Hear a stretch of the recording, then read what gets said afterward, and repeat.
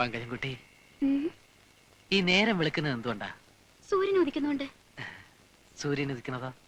എനിക്കറിയില്ല. കോഴി കൂണതുകൊണ്ട്. ലോകത്തുള്ള കോഴികളൊക്കെ തല്ലിക്കൊന്നാലോ എന്ന് ഞാൻ ആലോചിക്കുക. പിന്നെ നേരം വെളുക്കൂലല്ലോ, എപ്പോഴും രാത്രി മാത്രം. ചേട്ടൻ നമ്മൾ രണ്ടുപേരും ഇങ്ങനെ രാത്രി കള്ളം തന്നെയാ. മരിക്കോളം ഞാനും നീയും ഇങ്ങനെ കെട്ടിപ്പിടിച്ച്. കൊതിയൻ. എടീ,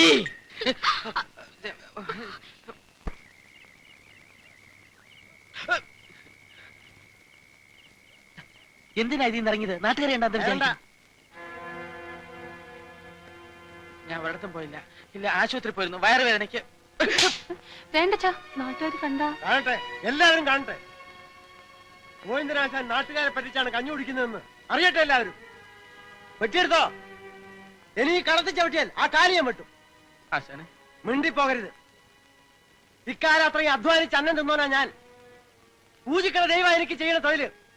കാലം ഒന്നേ മുടങ്ങിയിട്ടുള്ളൂ. നാളെ ഈ നാട്ടുകാരോട് മാപ്പ് പറഞ്ഞ് പോയിലും കയറും സൈക്കിളും വരും. പൊയ്ക്കോ, എവിടെയാന്ന് വെച്ചാ പൊയ്ക്കോ. ആശാനെ പോട്ടെ, അവൻ അറിയാണ്ട്. മക്കളെപ്പോലെയല്ലേ ഞാൻ നിങ്ങളെ കാണുന്നത്, അങ്ങനെയല്ലേ സ്നേഹിക്കുന്നത്. എന്നിട്ട് ഇവൻ ഇനി അവൻ അങ്ങനെ ഒന്നും ചെയ്യില്ല. ഞാനല്ലേ പറയുന്നത്. നീ സൈക്കിളിൽ കയറ്.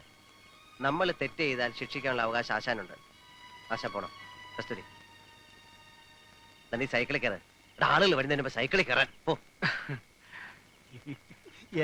വാ വാ, നിനക്ക് ഞാൻ വെച്ചിട്ടുണ്ട്. വാ തരാം.